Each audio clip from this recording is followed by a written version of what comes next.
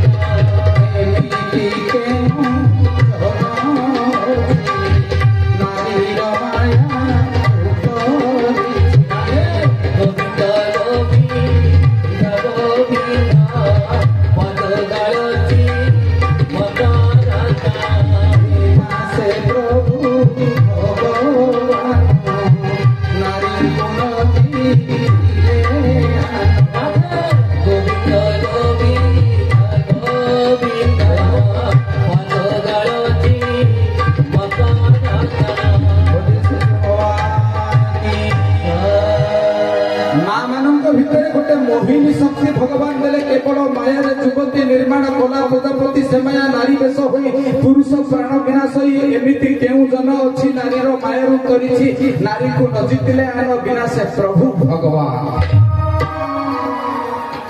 मो माँ मानक भितरे गोटे मोहिनी माया सृष्टि करिसंती।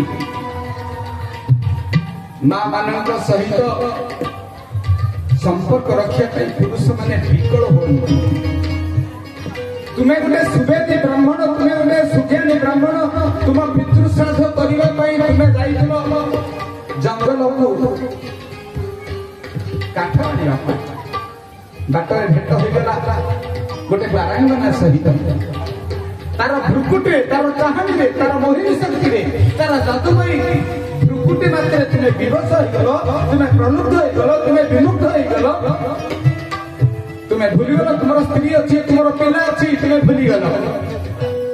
आ तुम्हें से नारीर कबल में पड़गल तार प्रेम पड़गल। एमिति केउ जन अच्छी नारीर माया धरी बड़ बड़ ऋषि मुनि मान पतन होती नारी आसक्ति होती। भागवतर षष्ठ स्कंद वृत्रासुर प्रसंग से कथा आसती। सुरपति इंद्र निजर गुरु विश्वरूप को हत्या करने पर भूलवशत गोटे क्रोधर वशवर्ती त्वष्टा प्रजापति पुत्र विश्वरूप को मारी जाते हत्या करते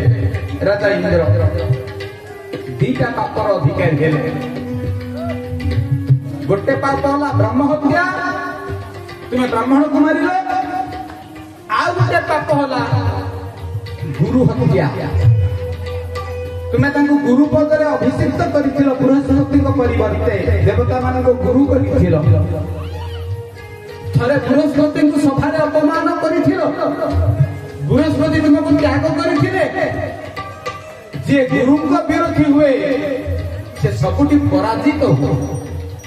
जे गुरु को चरण में आश्रित हुए से कौन हुए? गुरु बिना भवनी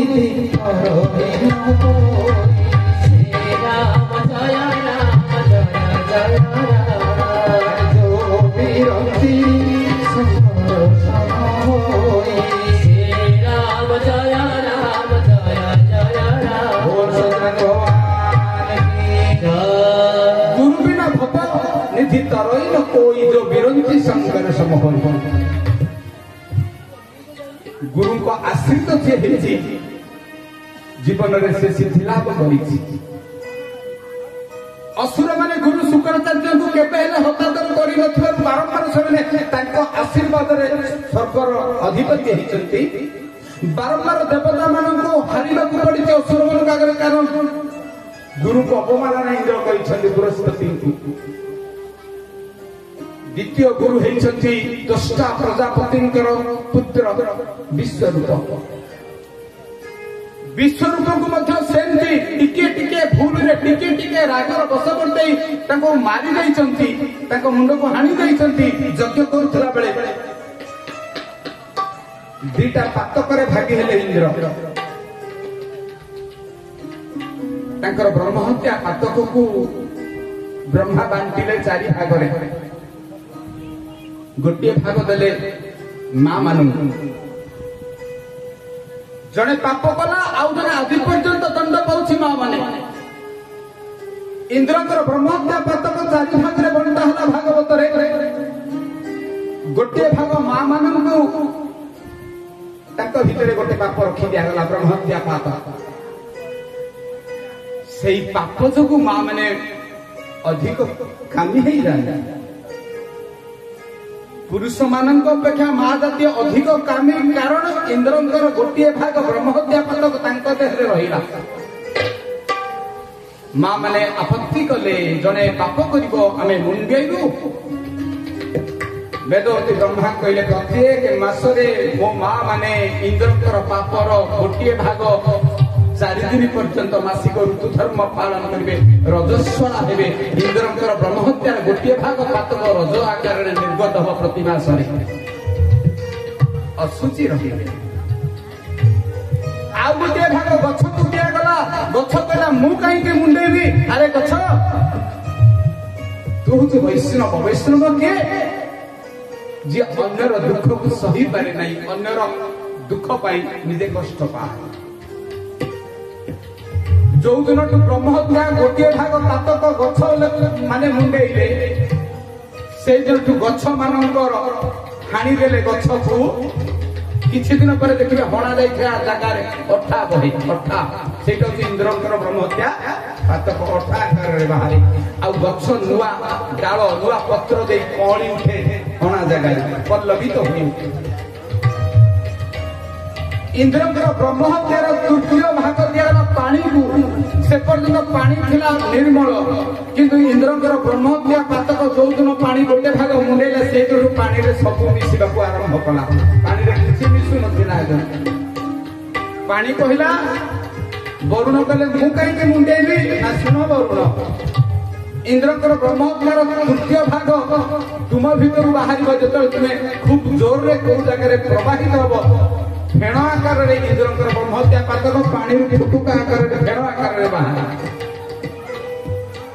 इंद्रंकर ब्रह्महत्यार पातकर चतुर्थ भाग माटी को दिगला माटी कहला मु धरित्री मु बसुमती मु सब सही किंतु एटा भी मते सहीबा को पड़िबो ना लो मां वेद कहि जो दिन ब्रह्महत्या पातक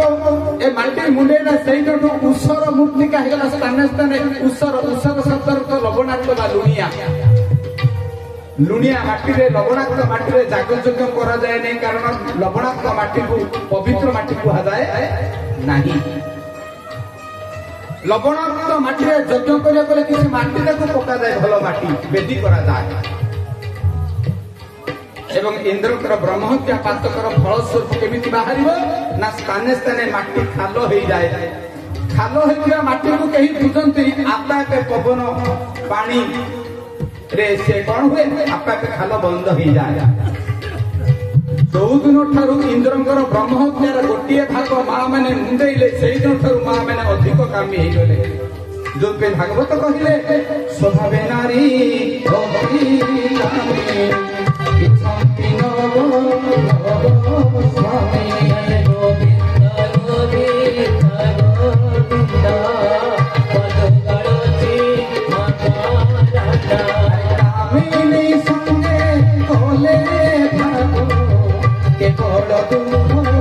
मात्र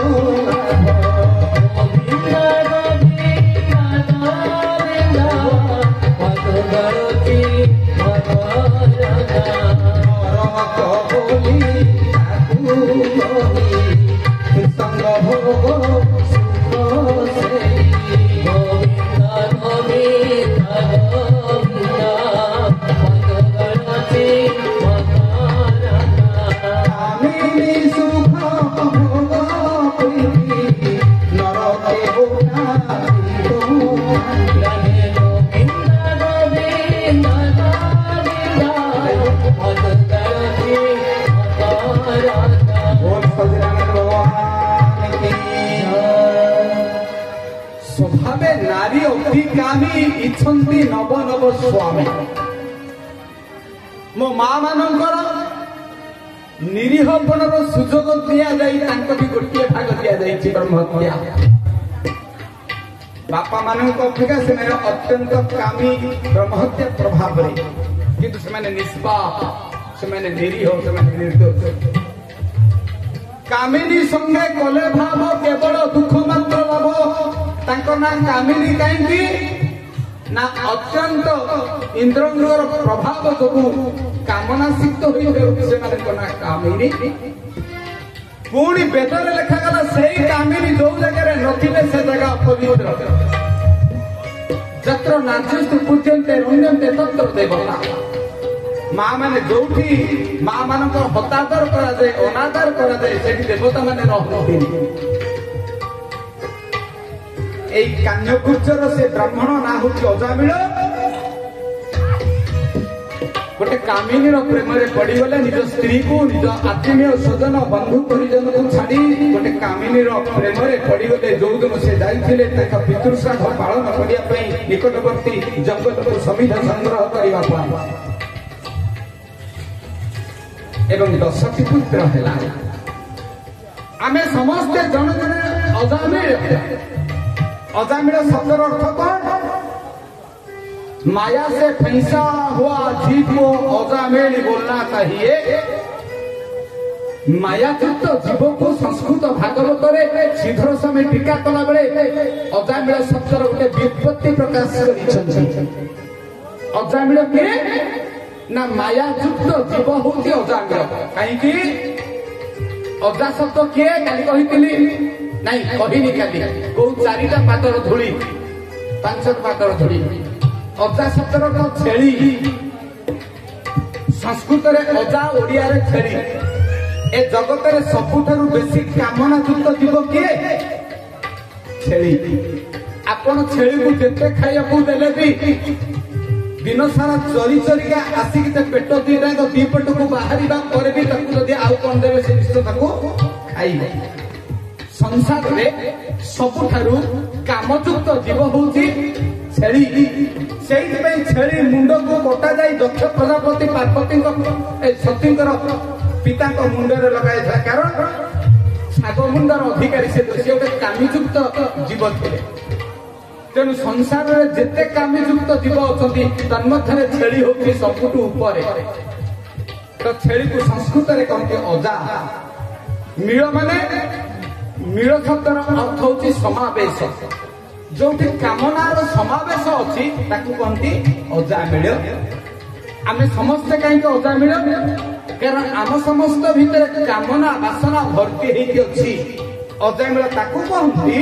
जे कामनार प्रलुब्ध जीव बासनार विमुग्ध जीव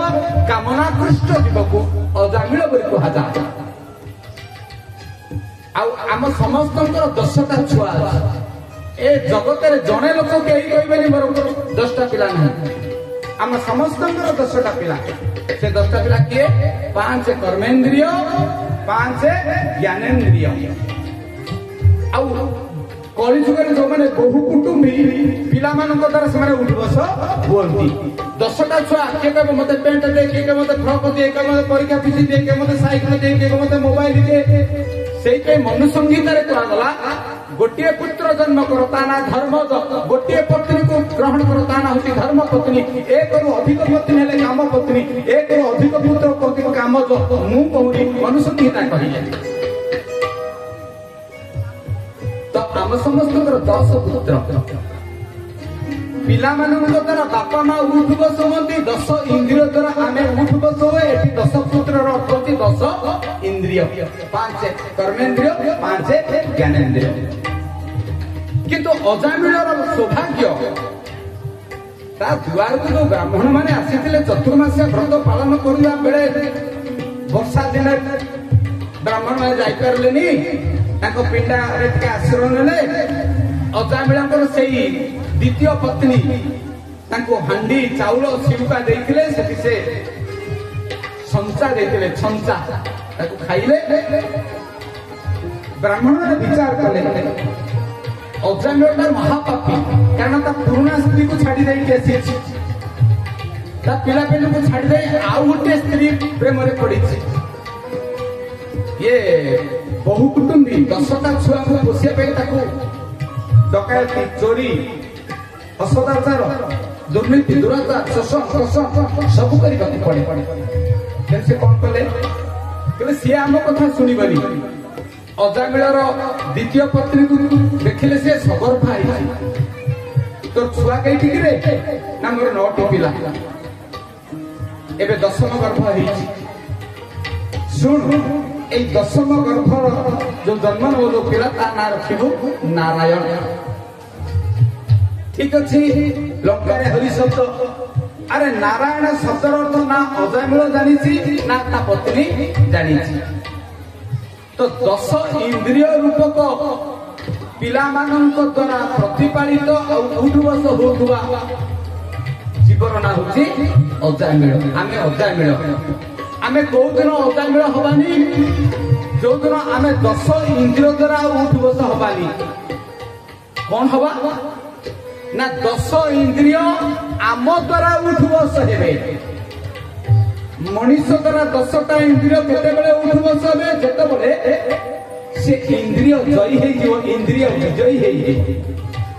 एबे इंद्रिय आम को उठ बस कर सत्संग कले भगवान नाम कीर्तन कले स्वाध्याय कले सत्ग्रंथ अध्ययन कले आम इंद्रिय आम द्वारा उठ बस हम आपण इंद्रिय को केमिति जय करेंगे ना जो सत्संग करेंगे तेणु ये कौन कर 10म पुत्र नाम ब्राह्मण मैंने कहले नारायण बोली रख ये नारायण अर्थ कौन बुझाते नारायण बोली नामकरण देले एवं